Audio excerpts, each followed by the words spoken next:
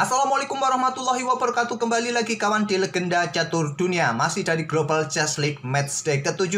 Matchday ke-7 tadi malam memainkan babak ke-7 untuk dua partai kawan. Match 19 mempertemukan timnya Ian Nepomniachtchi yang berhasil mengalahkan timnya MVL dengan skor 8-5. Satu-satunya kemenangan didapat dari permainannya Raunaq Sakhwani saat mengalahkan Javokir Sindarov. Dan ada match 20, big match lagi kawan, antara timnya Magnus Carlsen versus timnya VC Anand. Di mana timnya Magnus Carlsen ini mendapatkan kemenangan dengan skor 10-8. Kemenangan timnya Magnus Carlsen didapat dari permainan Magnus Carlsen sendiri saat pegang hitam kawan mengalahkan VC Anand, dan juga permainan Praggnanandhaa yang pegang hitam mengalahkan Andrei Esipenko. Walaupun timnya VC Anand juga mendapatkan kemenangan dari dua pemainnya, tapi hanya pegang putih mendapatkan 3 poin kawan, dan kemenangan didapat oleh timnya Magnus Carlsen. Sehingga sekarang posisi tim Magnus Carlsen memimpin klasemen sendirian dengan 15 poin, diikuti timnya VC Anand 12 poin, dan ada juga timnya MVL 10 poin. Dan di posisi keempat ada timnya Ian Nepomniachtchi, dan dua tim yang lain belum bermain babak 7 kawan. Dan sampai 7 game yang dimainkan oleh para peserta ini, ada satu pemain yang penampilannya sangat impresif kawan, yaitu Praggnanandhaa. Dari 7 game yang sudah dia mainkan, dia 6 kali menang, 1 kali remis, tak terkalahkan sampai 7 game yang dia mainkan. Tapi kita tidak akan mengulas permainan Praggnanandhaa, mungkin baru nanti sore akan kita ulas. Saya dahulukan permainan Magnus Carlsen versus VC Anand, dan langsung saja kita ke papan analisisnya. Gantian Carlsen pegang hitam dan VC Anand mengawali dengan pion E4, pion E6, memilih French defense Magnus Carlsen, pion D4, pion D5, kuda C3, gajah B4, variasi Winawer, dan pion E5 pilihan utama, pion C5 juga langkah utama kawan, pion A3, gajah sikat, kuda C3 skak, masih jalur utama kawan, tapi sekarang kuda C6 ini mulai agak menyimpang kawan. Tapi memang masih dalam tahap teori pembukaan Winawer. Kalau pilihan populernya adalah kuda ke petak E7, Menteri Putih akan keluar ke petak G4, dan di sini kalian bisa bermain dengan pion racun ataupun mengamankan raja rokade. Kalau dengan pion racun maka Menteri C7 pilihan hitam, Menteri Putih ambil pion G7, benteng G8, Menteri ambil pion H7. Di sini pion C pukul pion D4 untuk berikan akses bagi Menteri melakukan garbuan kawan, dan bisa kalian antisipasi Menteri mundur ataupun dengan kuda ke petak E2, jaga petak C3 ini. Kembali lagi ke permainan aslinya. Memilih dengan kuda C6, variasi sampingan tapi masih dari jalur teori pembukaan French defense Winawer. Menteri keluar ke petak G4, tetap pressure petak G7 nih kawan, dan pion G6 pilihan terbaik, tidak lagi dengan kuda ke petak E7. Masih bisa jadi opsi juga nanti benteng G8 kawan. Tapi pion G6 pilihan terbaik, dan pion H4, kuda F3 atau pion A4 bisa jadi pilihan putih untuk melanjutkan langkah. VC Anand bermain dengan pion H4. Carlsen pion H6, pion H5, dan permainan ditutup dengan pion G5, dan VC Anand tetap ingin membuka permainan di sisi raja dengan pion F4. Ditolak Carlsen, menterinya keluar ke petak A5, pressure pion C3, ada gajah D2 kawan, dan Carlsen melanjutkan dengan pion F5 usir menteri. Menteri mundur ke G3. Tidak meladeni dengan end pasen karena akan memberikan kesempatan kuda keluar ancam menteri dan menepati petak E4, ancam gajah, ancam pion C3 nanti. Oleh karena itu Anand hanya menarik mundur menterinya ke petak G3, memberikan kesempatan Carlsen untuk bermain tertutup di sisi raja, mendorong pion G4-nya. Dan di sini kawan, hitam kemungkinan akan menutup permainan dengan pion C4 untuk membatasi ruang pergerakan pengembangan perwira di area putih. Oleh karena itu Anand membuka permainan dengan pion D pukul pion C5. Tidak diambil balik langsung, memilih melanjutkan pengembangan kuda G ke E7 terlebih dahulu, gajah D3, baru menteri ambil pion C5. Kuda E2 melanjutkan pengembangan, kuda ke A5 kosongkan ruang bagi manuver kuda satunya kawan, dan posisi kuda juga siap untuk lompat ke petak C4, dan kuda pun juga tidak terganggu dengan pion B yang sudah tidak ada kawan. Di sini ada menteri F2 menantang pertukaran menteri, diladeni oleh Carlsen, diambil balik oleh raja. Melanjutkan pengembangan gajah D7 terlebih dahulu, ada pion A4 perkuat petak B5-nya, dan di sini raja bergerak ke F7 mengkoneksikan dua benteng. Selanjutnya ada benteng H bergeser ke B1, pion B6. Di sini gajah C1 siap manuver mencari diagonal yang lebih terbuka. Ada kuda E ke C6. gajah A3. Ada kuda mundur ke D8 terlebih dahulu, siap manuver lagi kawan ke petak B7. Perkuat posisi kuda atau ingin lompat ke petak C5 nanti. Jika disikat oleh kuda, diambil balik oleh pion, dan hitam akan mempunyai pion yang sangat bagus di sentral. Di sini gajah B4, kuda D ke B7 lindungi kudanya. Selanjutnya kuda ke D4 dan ada benteng HB8. Kuda B3 menantang pertukaran, ditolak kuda lompat ke C4. Kalau Stockfish menyarankan pertukaran kuda dan Stockfish menyarankan putih ambil balik dengan benteng, dengan pion bisa ya terlihat akan memulihkan struktur pion kawan. Tapi hitam akan baik-baik saja dengan permainan seperti ini juga. Memilih kuda ke C4, menawarkan pertukaran dengan gajah terang. Diterima juga kawan, gajah sikat kuda C4 yang mengganggu. Diambil balik oleh pion ancam kuda. Kuda kembali ke D4. Ada benteng C8, pion A5, tantang visi anan. Ditolak dengan pion B5. Perkuat rantai pionnya. Dan di sini ada benteng D1. Gajah mundur ke E8. Di sini kuda mundur ke E2. Buka akses bagi bentengnya di lajur D. Pion A6 lanjut Carlsen dan menutup permainan sayap menteri. Di sini benteng naik ke D4 siap ditumpuk. Dihadang, ditantang pertukaran, ditolak benteng AD1. Carlsen mendahulukan pertukaran benteng, diambil balik oleh benteng. Selanjutnya gajah C6 mencari diagonal yang terbuka. Awasi pion yang ada di petak G2. Di sini ada benteng mundur ke D2. Dan sepertinya permainan akan sulit kawan dalam posisi permainan yang terlihat sangat tertutup di sini. Dan mungkin berakhir match melakukan langkah-langkah yang berulang. Tapi Carlsen punya ide ciamik dengan pion G3-nya kawan. Membuat langkah pengorbanan untuk membuka satu lajur lagi. Bisa dimanfaatkan bentengnya di lajur G. Dan pengorbanan pion ini ditolak. Raja mundur ke G1. Kalau diterima dengan raja, ya benteng akan bermain kawan dan mendapatkan pion yang di sini. Kalau diambil menggunakan kuda, tetap benteng akan digeser kawan ke lajur G. Idenya adalah tekan kuda, tekan pion G2 dan siap juga lompat ke petak G4. Berdasar pion yang di sini kawan, mungkin kalian angkat benteng ini ke petak D4 lindungi pion, tetap benteng akan diangkat. Dan coba lihat dalam posisi ini temponya putih melangkah. Jika kuda pindah, pion jatuh. Jika benteng pindah, pion ini jatuh kawan. Dan jika gajah yang pindah, pion ini jatuh oleh kuda. Di sini posisi putih dalam posisi kena suksuang. Dan Stockfish menyarankan gajah saja yang pindah kawan. Kuda ambil pion A5, benteng kalian bisa bergerak. Permainan dirasa masih cukup seimbang. Walaupun kalian kehilangan pion yang ada di petak F4, memang dalam kacamata manusia ini cukup merugikan bagi putih. Tapi dalam pandangan engine masih dalam posisi yang seimbang, bisa berakhir miss.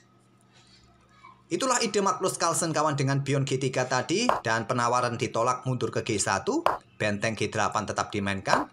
Kuda D4, benteng bergeser ke D8 kawan. Pin kuda di sini ada gajah D6 untuk blokade. Dan gajah dalam posisi terancam oleh kuda di sini kawan. Gajah bergerak ke E4. Gajah mundur ke B4 menghindari ancaman kuda. Di sini ada benteng D5, langkah yang sangat presisi dari Magnus Carlsen. Carlsen ingin mengosongkan ruang bagi pergerakan manuver kuda nanti. Raja bergeser ke F1, lanjut visi anan, mencoba mendekati bentengnya untuk backup bentengnya kawan agar tidak lama-lama kudanya kena pin di sini. Kuda mundur ke D8, raja ke E1, kuda C6, pengorbanan sementara kawan ditolak oleh visi anan. Memilih kuda ke E2, menantang pertukaran benteng untuk pressure pion G3 juga. Kalau tadi kuda ini diterima, ada benteng pukul benteng. Setelah diambil balik oleh raja, gajah ambil kuda. Dan raja jauh dari pionnya sendiri di petak G2 ini kawan.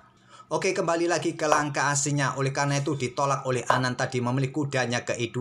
Benteng pukul benteng lanjut Carlsen, diambil balik oleh raja. Selanjutnya gajah ambil pion G2, kuda ambil pion G3, gajah F3 untuk pressure pion agar kuda tidak meninggalkannya. Kalau ditinggal, resikonya adalah pion bebas di lajur H, punya hitam. Raja mendekati gajah ke E3, gajah D1, bergerak lagi kawan ke D2, gajah bergerak ke G4, bergerak lagi raja ke E3 hanya mondar-mandir saja, dan Carlsen mengaktifkan raja ke E8. Raja putih mondar-mandir, di sini kuda ke E7, persiapan manuver kawan, mencari posisi serang, dan langsung disikat oleh visi anan dengan gajah. Kita temui permainan endgame, kuda melawan gajah. Di sini kawan, Stockfish menyarankan kuda ini ke petak E2 untuk menawarkan pertukaran langsung. Kalau tidak disikat, kuda juga siap lompat-lompat, menari-nari. Dan kita akan temui permainan endgame raja pion kawan. Permainan dirasa hitam mempunyai sedikit keuntungan di sini dalam pandangan engine, tapi dalam pandangan manusia dalam permainan yang cepat ini cukup mengkhawatirkan juga. Harus pintar-pintar para pemain memilih langkah kawan. Tapi visi Anan memilih dengan langkah raja ke C1. Magnus Carlsen mengaktifkan terus rajanya keluar, mencoba mencari posisi yang bagus. Raja putih B2, raja hitam C6, raja putih A2, raja hitam D5, raja putih A3, dan raja hitam C5 untuk dukungan pionnya maju. Dan sekarang giliran putih melangkah, raja harus melangkah kawan. Kalau kuda yang melangkah, pion ini juga jatuh. Raja melangkah ke B2, gajah D1, raja C1, gajah F3, raja B2, dan Carlsen mendorong pion B4. Memang sulit untuk mencari langkah terbaik dalam kontrol waktu yang tersisa di bawah 1 menit kawan. Kalau Stockfish menyarankan ke C6 gajah dan mencoba pressure pion lewat peta E8 nanti kawan, baru beberapa langkah berikutnya mendorong pion B4. Tapi Carlsen langsung mendorong pion B4. Diterima, pion C pukul pion B4 dan harusnya diambil untuk mendapatkan pion yang di sini kawan, tapi memilih menghindar ke pusat ke D4. Pion C3 skak, raja maju ke D3 dan pion B5 didorong visi Anan, diterima, tapi pion A ini bisa lolos kawan, tapi jangan khawatir, peta terakhir peta terang sudah diawasi oleh gajah terang. Raja hitam D2, pion terus didorong, gajah D5 kawan. Dan di sini Anan melakukan blunder yang terlihat untuk membebaskan pion di lajur E. Diterima oleh Carlsen. Pilihan terbaiknya adalah melakukan skak berulang dengan kuda F1 kawan.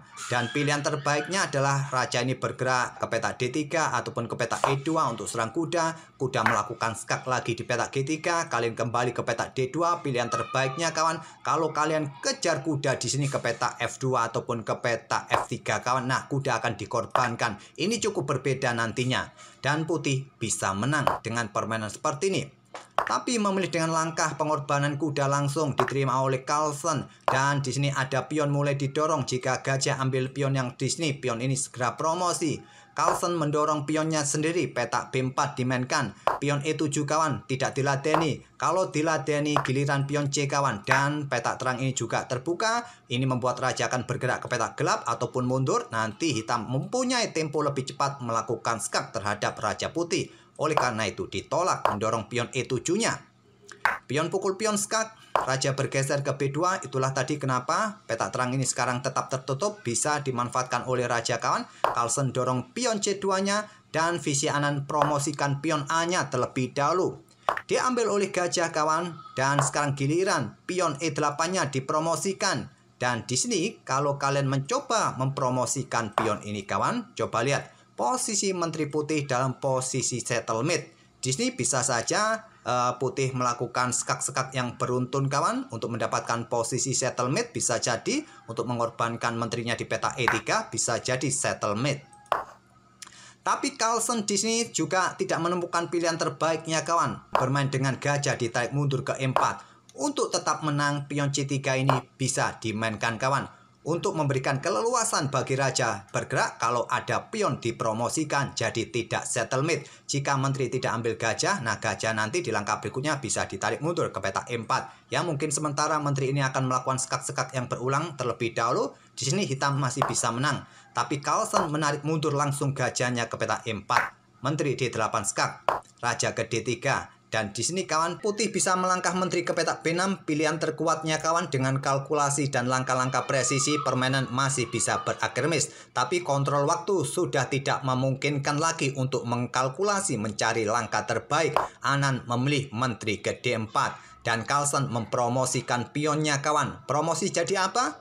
Promosi jadi kuda tempo skak. Kalau promosi jadi menteri kawan, coba lihat. Posisi menteri ini membatasi ruang gerak raja putih. Begitu juga di peta terang, dibatasi oleh pion dalam posisi settlement kawan. Dan di sini bisa melakukan pengorbanan menteri ke peta E3 skak. Dan seterusnya bisa melakukan skak-skak yang berulang untuk melakukan pengorbanan. Permainan bisa remis. Dengan cerdik Carlsen promosikan pion jadi kuda tempo skak. Setelah raja bergeser, Carlsen mulai mendorong pion C3-nya. Menteri B6 lanjut visi Anan dan di sini kuda ke E2. Menteri ambil pion H6 lanjut visi Anan dan pion C2. Anan menyerah di langkah ke-70. Tak perlu saya perpanjang lagi, pion ini bisa promosi di langkah berikutnya kawan. Kalian kalah tempo jika ingin mempromosikan nanti di lajur H ini. Anggap saja menteri ini bergerak ke lajur C. Di sini kalian dorong saja pion ini promosi dan menteri pukul menteri diambil balik oleh raja. Mungkin kalian berharap pada pion bebas di lajur H. Sudah tidak mungkin lagi kawan, kalah cepat. Dan pion ini kalian dorong dihadang oleh kuda di peta G6. Dan hitam masih mempunyai pion yang bisa jadi menteri kawan. Oke, sampai di sini tak perlu kita perpanjang lagi. Dan itulah kemenangan kedua Magnus Carlsen atas Vici Anand di turnamen ini kawan. Mengantarkan timnya menang atas tim Vici Anand. Sehingga memimpin klasemen sampai game ke-7 ini.